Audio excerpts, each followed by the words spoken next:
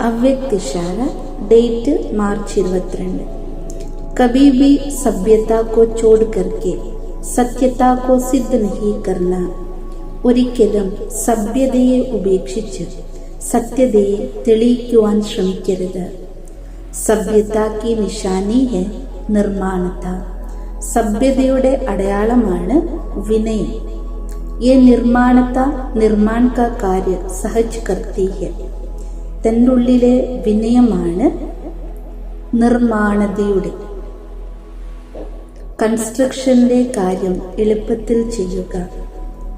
ജബ് തക് നിർമ്മാൺ നഹി ബനെ തബ് തക് നിർമ്മാൺ നഹി കർ സക്തി.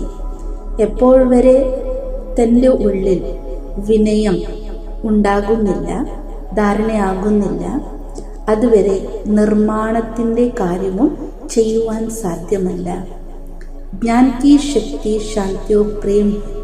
ജ്ഞാനത്തിൻ്റെ ശക്തിയാണ് ശാന്തിയും പ്രേമവും, അതായത് സ്നേഹം. അജ്ഞാൻ കി ശക്തി ഹെ ക്രോധ് को बहुत अच्छी तरह से संस्कार बना लिया है और यूज भी करते रहते हो, फिर माफी भी लेते रहते हो. അജ്ഞാനത്തിൻ്റെ ശക്തിയാണ് ക്രോധം. അതിനെ നല്ല രീതിയിൽ തൻ്റെ ഉള്ളിൽ സംസ്കാരമാക്കി മാറ്റുക മാത്രമല്ല, അതിനെ നല്ല രീതിയിൽ പ്രയോഗിക്കുകയും ചെയ്യുന്നു. എന്നിട്ടോ ശേഷം മാഫി അഥവാ മാപ്പ് അപേക്ഷിക്കുകയും ചെയ്യും. ऐसे अब हर गुण को, हर ज्ञान की बात को संस्कार रूप में बनाओ.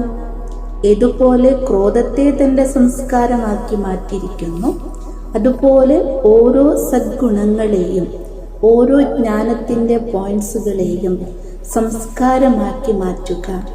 അപ്പോൾ സഭ്യത തന്നിൽ വന്നു ചേരും.